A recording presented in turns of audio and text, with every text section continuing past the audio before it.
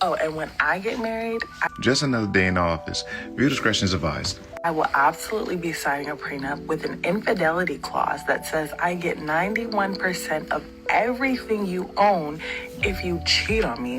And cheating will be defined as liking a picture on Instagram, liking a story on Instagram, DMing a girl on Instagram, and any other interaction with a woman that I don't know about. So cheat on me if you want to, and I will be laughing all the way to the bank.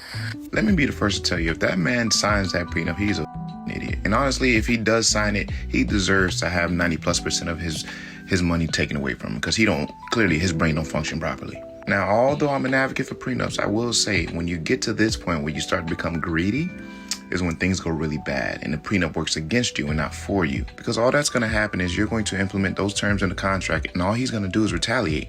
And if he has a good attorney, they would tell him, hey, bro, don't sign this. This is not a good deal. And if you really do want to sign it, how do we now counter it to make sure that we protect you?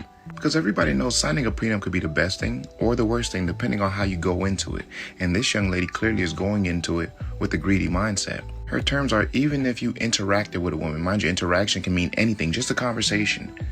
She can consider that to be cheating and take 90+% of what you own. That just doesn't even make sense. That prenup is no longer about protection. That prenup is about greed. And honestly, just honestly, people that approach prenups like this never succeed, because it's not designed to do that. But you know what? Fortunately for y'all, ain't gotta listen to what I'm saying, because I'm just a normal guy. Y'all keep the change. Men love to make schmegs into a physical need. It is. They need it to stay alive. And the temper tantrums Are your and needs the tempered? huffing and the puffing that they will have, it's either downright comical or, of course, as we know, downright scary. They will say that they're going to expire. Is that how a man should perceive your needs? Is you're having a temper tantrum if you bring up something that you need or want out of the relationship? Or are your needs valid and his aren't? And for a lot of men, they're ignored for so long. And it builds up resentment, it builds up pain, agony. It's often just ignored. Why is it that women can have as many needs or wants as they want, but as soon as men have anything that they like or enjoy, there's a problem? I know there's so many women out there, if their man stopped pursuing them in that way, they would be absolutely heartbroken and devastated. But you'll talk about how annoying it is in the moment. Baby, let me tell you something. I know you know all about a man opening up a woman's door. Yeah, opening a door for a woman. But what do you know about opening the door from the inside for the man? Yeah, especially if he came over and opened your door first. Yeah, you get in, baby, and open his side from the inside. Yeah. A woman that do that, she with you. You heard it here first. Yeah.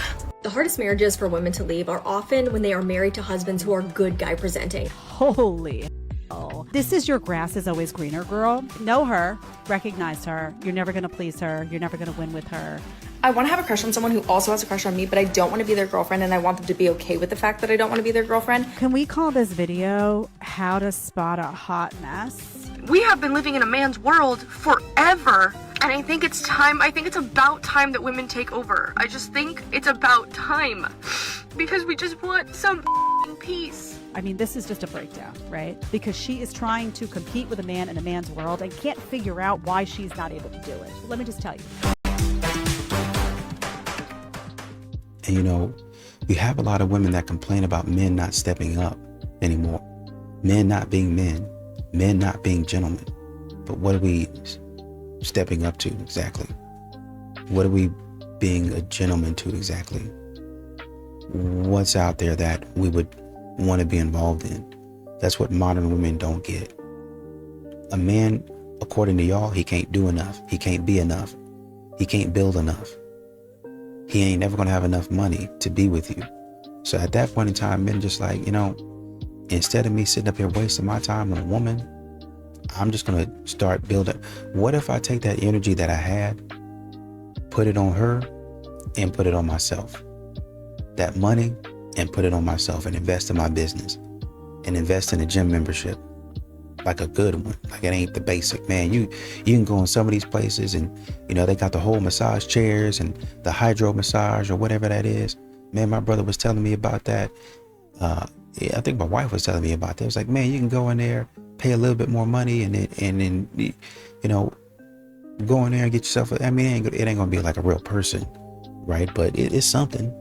It's something. So you're gonna have to go in there and pay those exorbitant prices for a massage, right? You know, I want to. You know, my shoulder hurt. You know, and I don't know about you, but I don't really like laying on the massage table for that long. They be, oh, well, you know, you want to do 2 hours? No, I don't. You want to do an hour? No, I don't actually. I'm going to do 30 minutes. My shoulder hurts. My shoulder. Oh, do you want me to, you have any other areas of focus? My shoulder is hurting. Every time I go, my shoulder hurts. my shoulder hurts. And that's it.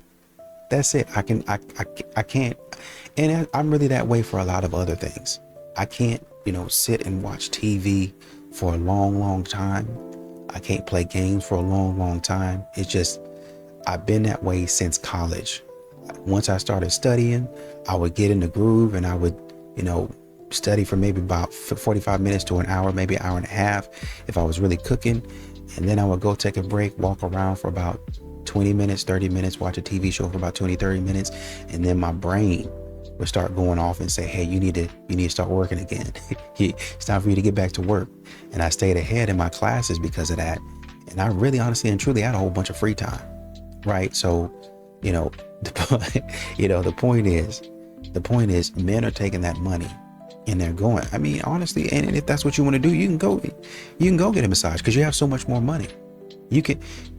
Men are deciding, hey, instead of spending the money on you to go get your nails done, I can go get a manicure. I can go get somebody to take care of my nails.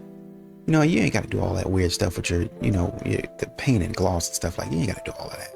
But, you know, you get all that dead skin or remove all of that. You get a facial or something like that. I think my barber does that. It does a facial and stuff like that. It ain't nothing big. It's just like something simple. You know, just something to kind of keep your, you know, your skin cleaning off the surface and stuff like that. Ain't like $15. It ain't nothing serious, right? So you take that money that you spend on her and spend it on yourself. You know, improve your body. You go into the gym, you know, spend some money on, hey, other areas of my life. Hey, you know, after you go to the gym, like I said, go get a massage. Do some stretches. You know, I think they have places to where, you know, they'll, you know, I can't remember, but there's like a team of therapists or something like that, or like, I don't think it's physical therapists, but they'll do the stretch. You're gonna pay a pretty penny for it, but they'll do the massage and the stretch.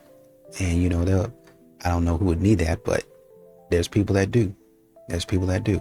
Right? They're advertising it. So, I mean, you know, there's plenty of things that men are doing with their money nowadays versus spending it on modern women. Does body count matter? No, because my body count, while it might have been on the higher side because of decisions I made as a teenager. Here we go. You know, that shouldn't be held to me now. No, it shouldn't. I feel I've grown. It should. I no longer do that. So I don't want to judge anybody for decisions that they've made in their past. I don't want to judge anybody. A body count shouldn't matter because if you're making those decisions of going out and sleeping around with everybody, then yeah, that matters. But because of maybe something that you did when you were a teenager and because of whatever reason, trauma, whatever, shouldn't be held against a person now. That shouldn't devalue them because who I was at 13, 14, 15 years old is not who I am now as, you know, a grown adult. That is where for me it's like, does body count really matter in that regard? No, because I'm not going to judge you for where you've been. I want to see you where you are now. So what are you doing now? If you're doing that now, then that's fine. Go live your life. I don't agree with that personally. Okay. And I'm not living my life that way. But, you know, I'm not going to judge somebody for what they've done in their past per se in terms of the decisions because of whatever reason. Like in my case, trauma and abuse, which then triggered it to become, you know, more of a pattern rather, you know? So we should, you know, not hold people to things that they've done in the past. No, shut up. Listen, baby girl, and I'm gonna say this as kindly as what I can. I've been trolling you a little bit, but let me be serious here for a quick second. Your trauma is not my problem, okay?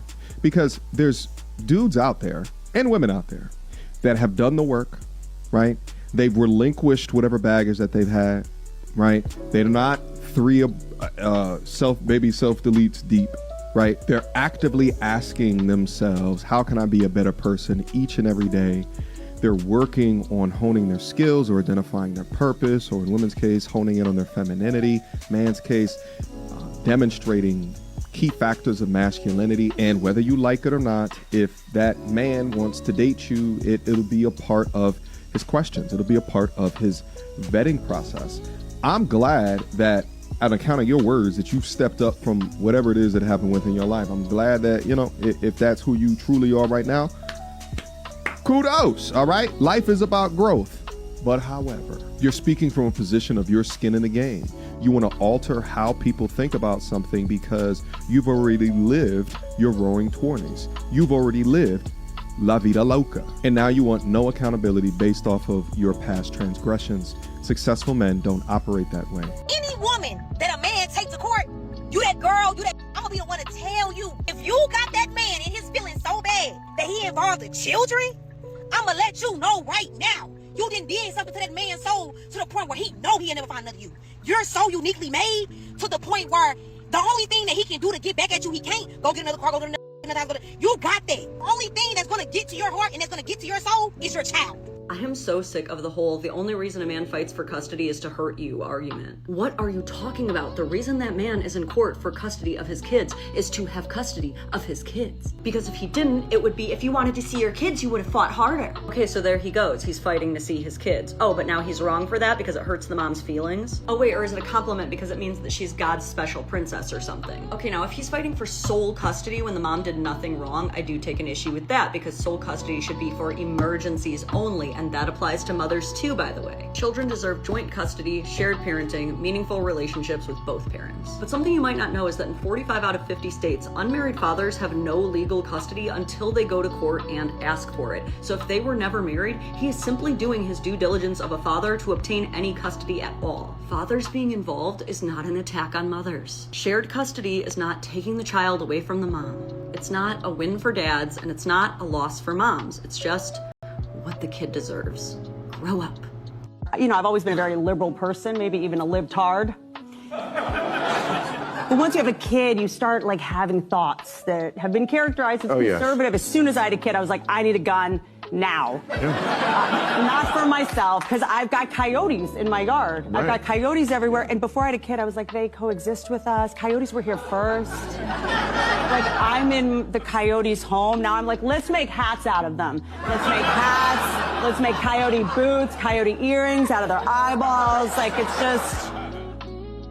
Here's the truth, gentlemen. Being handsome doesn't keep a woman. Being honest doesn't keep a woman. Being loyal doesn't keep a woman. Treating a woman well doesn't keep a woman. Being there for her doesn't keep a woman. Caring about her doesn't keep a woman. Making an effort doesn't keep a woman. Paying attention doesn't keep a woman. Spending time with her doesn't keep a woman. You could have the best intentions, you could have the most sincere feelings, and you could be a good man, and you still wouldn't be able to keep her. Because the only way to keep a woman is if that woman wants to be kept by you. You can't force her to stay. You can't beg her to love you. You can't love her into loving you back.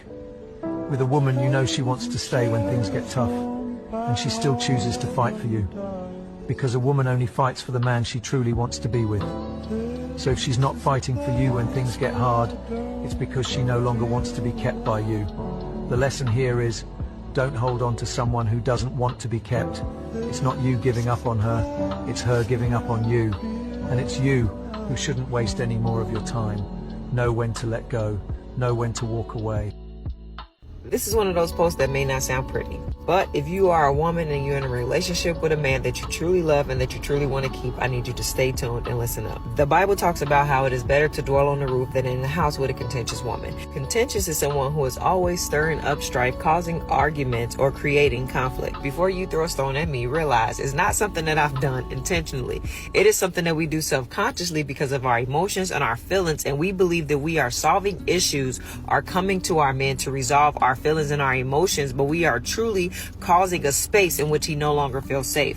there are also situations in which I felt like I had the information and I just wanted to help my partner by educating him on some of the things that I've learned, whether it's been in therapy, whether it's been in my single season by my mentors. I felt like I just wanted to give you the information. What I was really doing was causing him to shut down because he felt overcorrected by me. What that will cause is for me to feel disconnected from him, because what he is going to do is to now avoid me at all costs, because he doesn't know when he comes to me if he is going to get the place of safety that he desired when he asked to be in a relationship with me. I realized that it is not my place to correct, change, or help him to see his growth, or to help him to see where he needs to go. It is my job to be the place he can come to after God does that for him. And even though it was from a loving and trying to be helpful place, I realized my biggest downfall was taking away his place of safety and rest and creating conflict by trying to also serve as his therapist.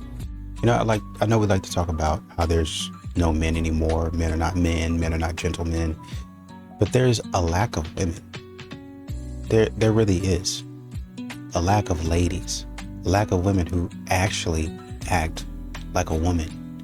They want to be in their soft girl era, their passenger princess era, where they don't really have to do anything. That's not really a woman. That's just being lazy. Well, I'm soft, I'm feminine, I'm this, I'm that. That's not really what a woman is. A lot of modern women talk about, you know, defining femininity and resting in their feminine and their divine strength and their divine power. And then you listen to them talk, as you probably heard in these clips, and it's like, that's not even femininity. That's just you being lazy. That's just you not wanting to do a whole lot of stuff. That's you being tired from the, you know, imagine if you told your kid to do something and your kid said, nope, I want to do it my way. And then after your kid failed doing it their way, then they say, you know what? I actually don't want to do it at all. Why don't you do it for me? And then they hop on the couch, turn on the TV, kick up their feet, and just sip on tea for the rest of the afternoon. How many men, how many people are going to allow that? No, you're going to get up and we're going to learn how to do it. And you're going to do it the way I told you to do it. Is probably what's going to happen. So if that's the case, I don't understand why a woman would think you're going to do that to a man. And you're an adult. Why do you think that you're going to be able to do that? If a man is supposed to be more understanding with his child, a little bit softer, you know, you're still learning, but you're about to learn. You're about to learn. Hey, this is how we do it. This is the correct way to do it. Now, you can do a lot of different other stuff, but this is the correct way to do it. Modern women, for some reason, they feel like, well, now that I'm grown, I can do whatever I want to do. Correct, but it doesn't mean that people have to accept you doing whatever you want to do. Modern women like to go out there, mess up, and then when a man says, now let me show you how to do it. You was arguing and hollering and screaming, so now that you know your way don't work, let me show you how I do it. Let me show you, because I'm stepping up and being the leader. But modern women don't want that. Instead, they start hemming and hawing. And men don't want to hear that crap. Where did the attack on Pearl Harbor take place? Japan. Japan? Yeah. So, was it the United States that bombed Pearl Harbor? Yes. In Japan. And that's what made the Japanese enter World War II. I feel like I'm getting rage baited. Like, I don't... Yeah? How much is a quarter of an hour? 25. Oh, wait, no. I feel put on the spot. It would be 25 minutes, right? If you were born 10 years ago, how old would you be today? 8. What decade was World War I? 1812 to 1814. Who can name 3 Kardashians? Kim Kardashian, Kourtney Kardashian, Khloe Kardashian. There is no reason for a man to behave like a gentleman with a... That's kind of the whole selling point. That would be ridiculous at best and wasteful and dangerous at worst. So that's the answer to the question that began this series. Where are all the gentlemen? They disappeared when the lady went extinct. And it wasn't men who killed her. Women have proudly fought tooth and nail to escape the social restrictions that define that identity over the past 60 years. So what's the problem? Well, the problem is that modern women want the best of both worlds. They want the social freedom of the and the respectability of the lady. And that just doesn't make sense. Like, one person can't be both a lady and a at the same time. If these designations are to have any meaning whatsoever, they need to be grounded in objective phenomena. And while it's always kind of easy for a lady to become a it's very, very difficult for a to become a lady. It is possible, like the Empress Wu, who started out as a concubine in Chinese history, but it is much more difficult than the opposite. So let's be real.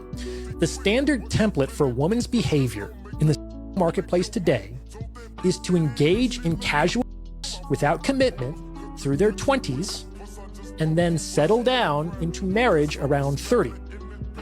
That is, they want to enjoy the social freedom of for 10 to 15 years, and then they want the respectability of a lady for the rest of their lives. And unfortunately, that doesn't make sense to men.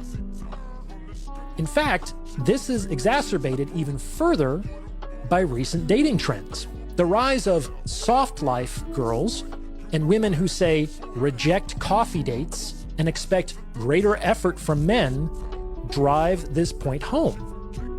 These women do not complain that men are expected without marriage. They complain that men are being stingy with their resources. Does this sound like a lady who is upset she is being treated like a or like a who is clamoring for a raise? Yo, this is the Pimps and Simps show, where we peel back the IG filters, dodge the thirst traps, and tell it like it really is. The Thottapusses are speaking out, and you know I love to listen. Check it out. The next man that enters my life, he is required to take me out on 3 dates before he gets a sleepover and before he gets my clothes off. Okay, I'm That's being it? so for real right now, because here's the thing. As soon as you spend the night with a man, not even doing anything, they stop asking you out on dates. Then, once you sleep with them, they don't want anything to do with you anymore, which, like, whatever. I'm tired of men sexualizing me and objectifying me. Yeah, I've made it very easy for them to do that in the past, but, like, I'm done. I'm seriously done. Like, hookup culture is fun for, like, 5 minutes. I miss connection. I miss having feelings. I miss being yearned for. I miss yearning. I can't just keep getting obsessed with a man for a week or two and then moving on to the next one. It's too exhausting, and it's honestly, like, mentally draining. So seriously, the next guy that enters my life, he has to take me on 3 dates. Not sleepovers, not hang outside his apartment. He has to take me to in-person public activity dates, whether it's dinner, whether it's going on a walk, something. I am tired of a man being like, let's go on 1 date, and then you can come over, and you can just come over every time you want to hang out. I don't want to be a thought no more. I'm not a thought, I just a lot. That's exactly what I just heard from hearing this whole speak. Now they're starting to speak out, and you heard her. She goes, you know what? No more one night stands, because that's apparently what she's been going through like crazy. Yo, she must have been getting her back blown out on a fucking daily, few times a weekly basis. And now she's like, a minimum of 3 dates. So she's saying, I'm down to still be a thought, but I gotta get something out of it, man. I need at least 3 dinners, 3 walks in the park. You know what I'm saying? A combination of any 3. And then, yo, all my clothes will come off. She basically saying that, and this is as common as can be. It's crazy too, because she's pretty cute, but most thoughts are. It's just a shame, bro. Like, where your father at? Your father did a terrible job, bro. If you're a single guy and you know you got some kind of game, go fishing, because they biting hard right now. There was a woman that wanted to find out what it was actually like to live as a man, and what she reported should wake all of you up. She cut her hair, she lowered her voice, and she lived as Ned for over a year. And what happened to her is the part that most people don't like hearing. After the experiment, she had a severe depressive breakdown, and she checked herself into a psychiatric facility. Years later, she chose medically assisted in Switzerland. Her name was Nora Vincent. These are the harsh realities that she said men endure. Number 1, dating is a gauntlet. As a woman, you naturally get approached. As a man, you do the approaching. You risk rejection every single time. You risk being humiliated every single time. And she literally was stunned by how cold women could be to men that they weren't interested in. She said being a man felt like you're guilty until proven innocent, boring until proven valuable. You don't get any grace, you get tested. Number 2, men live in an emotional straitjacket. If a man shows real pain, people get uncomfortable. He's told to man up. He gets looked at differently, even by women who say they want a sensitive man. She said it felt like a man's value wasn't who he was naturally. It was what he could do, what he could provide, and what he could endure. Number 3, invisibility. Unless a man is high status or extremely attractive, he's background noise. He gets no compliments, no smiles, and no validation at all. Not like the women, nothing. And on top of that, she literally felt the constant pressure of being seen as a threat, a creep, just for existing in public. Imagine walking around feeling like you're automatically suspicious. That messes with your head. Number 4, male hierarchy is real. Men test each other. Confidence, dominance, and their boundaries. If you don't push back, you get eaten alive. You get bullied, and then you get disrespected. Some men learn to harden up because that's how you survive in male spaces. Number 5, the silent loneliness. This was the one that ended up crushing her. She said that men suffer in silence. They don't talk because deep down they believe something horrible. Nobody actually wants to hear it, so they isolate themselves. They bond around just activities, work, sports, projects, but when it comes to real emotional support, many men have none. And she described that as emotional malnutrition, a form of starvation that most people never even notice. These are her last words. Men are suffering. They have different problems than women have, but they are not better off. They need our help, they need our love, and they need each other more than anything else. Rest in peace, Nora. You know, it's weird to hear modern women in the way they speak. Because on the one hand, they want men to be providers. They want men to be chivalrous. But like I said, in a lot of other places, they want to be able to toggle off these features. Like they want to be able to go into I went to frozen yogurt the other day. Took my wife to get some frozen yogurt the other day. And you know, first of all, what are these people out here doing? First and foremost, right? This woman came in and she was back there acting like she was gonna get some frozen yogurt, but she was really back there getting sample cups and eating the frozen yogurt. She was getting different flavors of it and eating the frozen yogurt. I think she might have gotten like 2 or 3 of them and then just decided, oh, I don't really want anything, and walked out. I looked at my wife and I was like, what in the world is she doing? That's stealing. Come on now. But modern women would do stuff like this. But anyway, back to my original point. It's like going to get frozen yogurt, or really anything, frozen yogurt. And when you go get frozen yogurt, they have those levers and you can go and pick, oh, I want this flavor. Oh, I want vanilla with chocolate. Or I want chocolate and vanilla and not strawberry. I want a little bit of this. I want a little bit of birthday cake. So modern women want to be able to pull whatever lever and then put the toppings on it, right? I might want a chocolate guy, black guy, might want a white guy, vanilla, might want an Asian guy, banana, I don't know, right? But then I want to put them all of the toppings. But you know, something that my wife said is, what you have to understand is these toppings, that's why they put them in there. And when you put these toppings on there, then you put it on there to weigh it, to weigh however much you got, and that's how they charge it. So the frozen yogurt might not weigh a lot, but when you start putting those toppings on there, they're heavy and they're going to cost you a lot more. That's what modern women don't understand. You're going in there pulling these levers and getting the base level man, and then you're saying, I want this, I want this, I want this, I want this, I want this.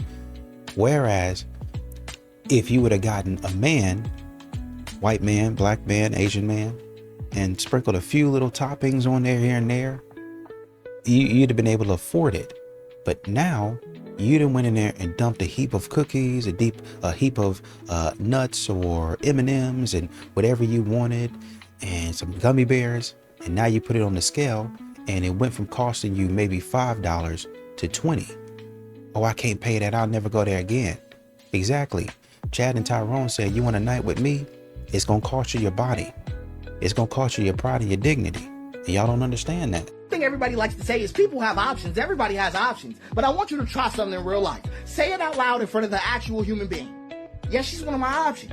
Watch that whole room freeze over, because the word only works at a distance. The second it touches a real person, it just sounds wrong. And that's your first signal about it. Because if a concept cannot survive contact with the situation it describes, it's probably not describing reality. It's describing a model people invented. And people say they have options because they're interested in a lot of people. That's like saying you cook dinner because you open the fridge a lot. Looking at the food is not the same as cooking it. Interest is not relationship. Okay, let's go further, right? People say they have options because a lot of people would date them. But just because 10 people would date you or 10 people will get into a relationship with you does not mean you have options. It means that every shoe your size in the store fits your foot.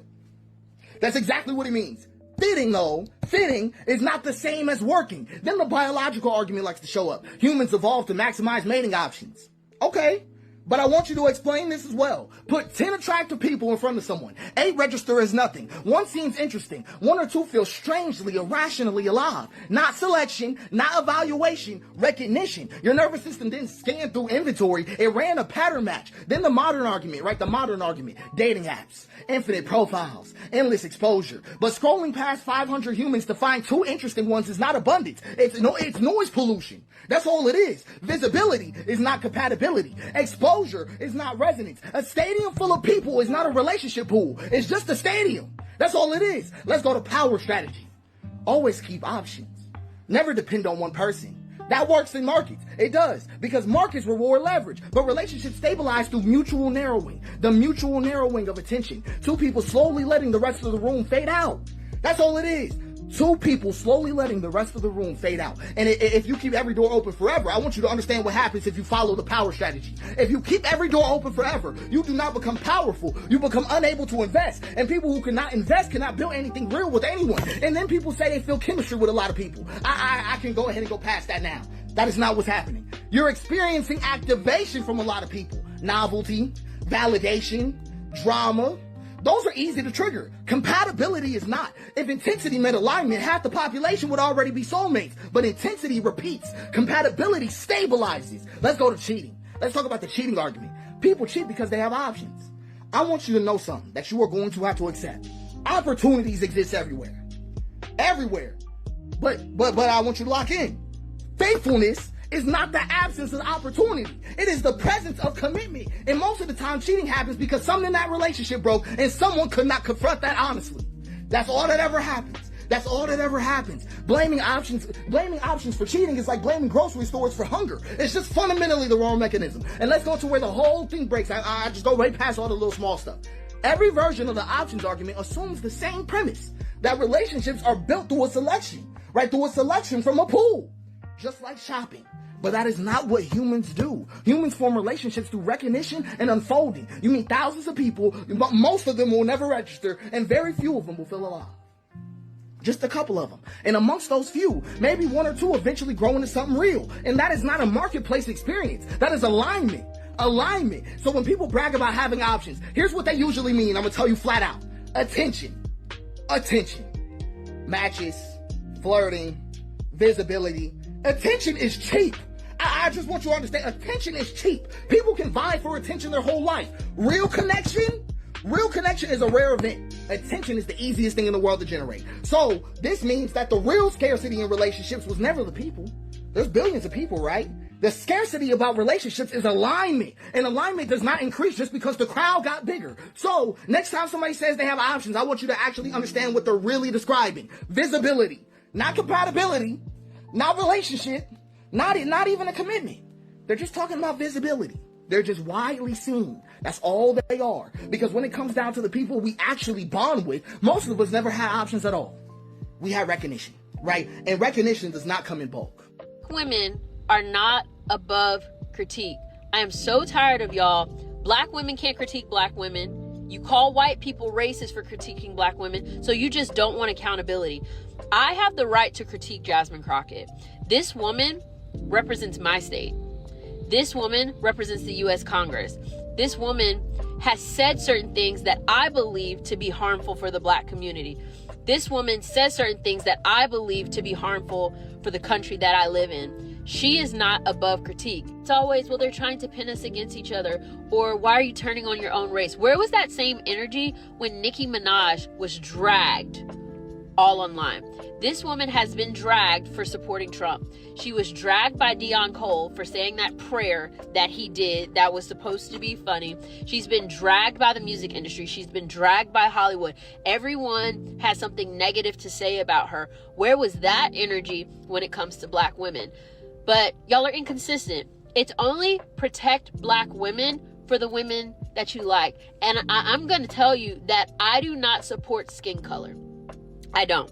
You know how many nasty, disgusting black people who come under my videos and call me out of my name all the time, specifically black women? Where's the consistency then when they're disrespecting me, but I'm supposed to respect them? I'm not advocating for trolling behavior. I'm not advocating for ungodly behavior. What I am saying is that Jasmine Crockett is a sitting member of Congress and she deserves to be critiqued. Black women are not above critique. Let's be completely honest for a second. Have you noticed how socially acceptable it is for a woman to demand things from a man? But the second a man expects something back, he's the bad guy? Think about it. It is perfectly normal for a woman to expect a guy to pay for all the dates. Yeah. But if he expects physical intimacy in return, he is toxic. It is totally fine to expect a man to pay all the rent and provide. Yeah. But if he asks her to cook and clean, suddenly he is called a misogynist. Society says a man must work hard so his wife can be a stay-at-home mom, but he isn't actually allowed to ask her to be one. The hypocrisy is wild. Yeah. People are demanding a list of expectations while bringing absolutely nothing to the table. And because nobody wants to acknowledge this double standard, something huge is quietly happening in the background. Good men are getting exhausted. Between the double standards and all the negativity toward men right now, a massive group of guys have just decided to stop dating completely. Now, you might see a small group of angry guys complaining in the comments online. But what society doesn't realize is that the vast majority of these single men are completely silent. They just quietly walked away from the game. Why? Because once a man steps away from all the dating drama and finally discovers what real peace and sanity feel like, he is never going back. He will choose his peace over the craziness every single time. I could not resist, so I had to look it up. From the Office of National Statistics, from a 2019 study, in ever-increasing numbers, we are now at a lesbian divorce rate of 72%.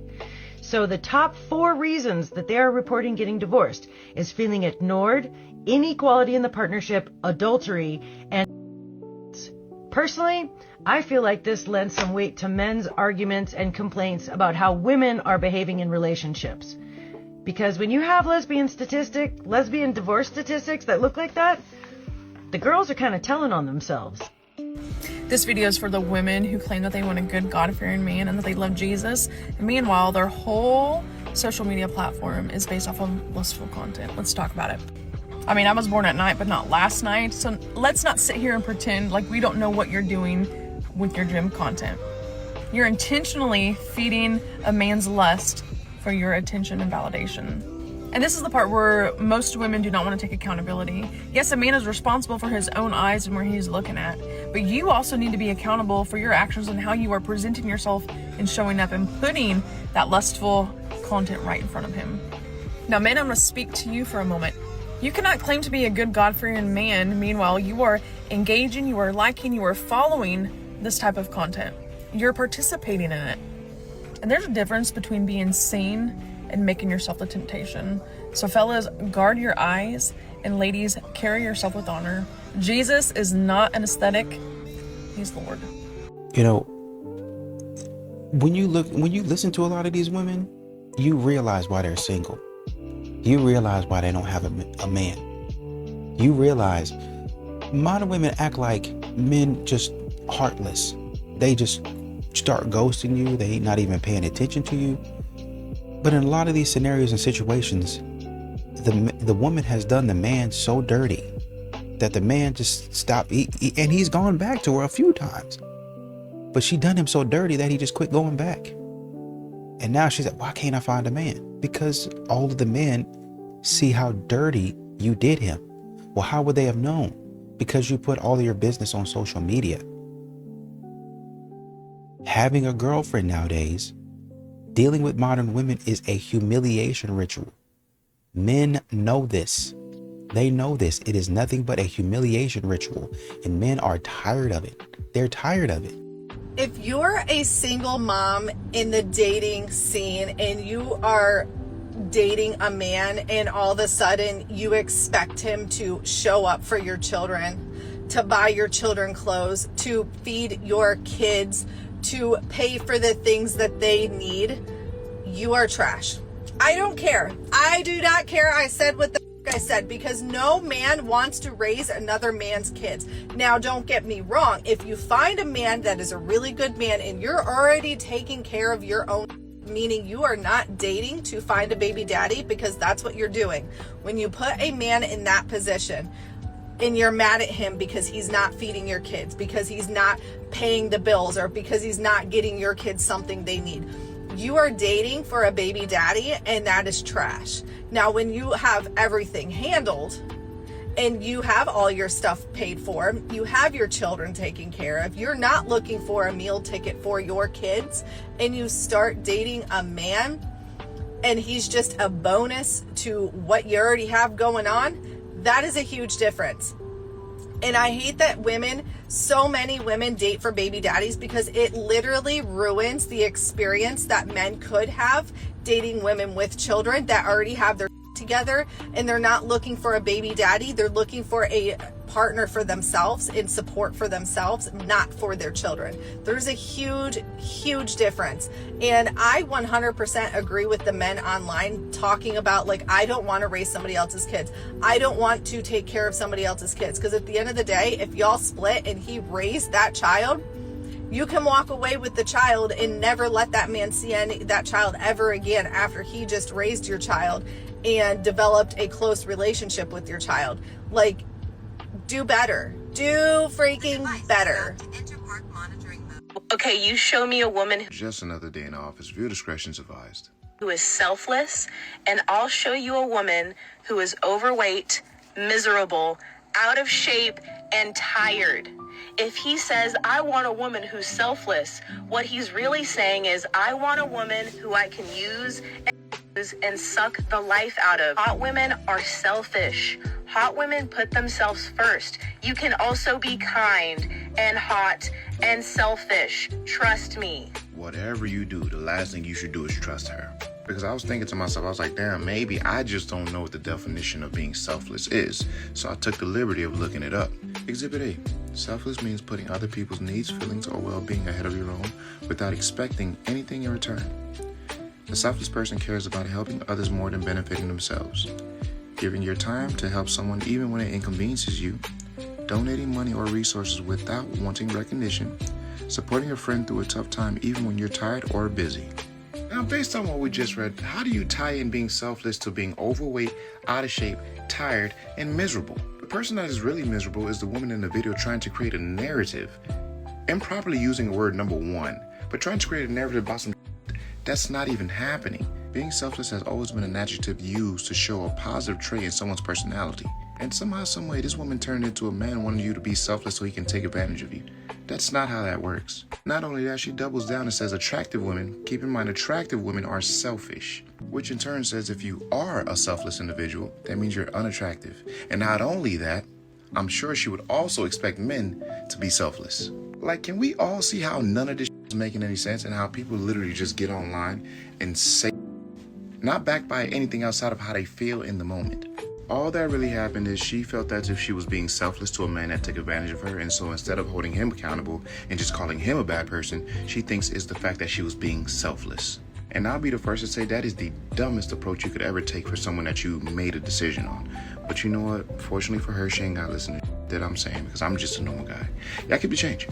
If I'm going to pay for my own dinner, I'm going to eat it alone. I would much rather eat my dinner by myself. The fact that I'm allowing him to be in my presence, if I go to dinner with a man, I expect for him to pay for my dinner for me. Allowing him to be in your presence. And for a lot of men, they don't mind paying for dinners once in a while. It's this type of attitude that they have a problem with. Because when you think, oh, I'm allowing him to be in my presence, that already puts you above him. Like you're the prize or something, that he has to win you, that he has to earn you. And the majority of men don't want to be in relationships like that. They want to be in happy, loving, reciprocal relationships. Not someone that they constantly feel like he has to buy or earn. And most men would rather be single than deal with this type of attitude.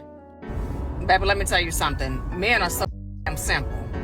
That's why I understand why a lot of women make it seem like it's so hard to please a man. I'm talking about simple as fuck. Majority of the things that they want don't even cost money. So what's the problem? You heard it here first. Yeah.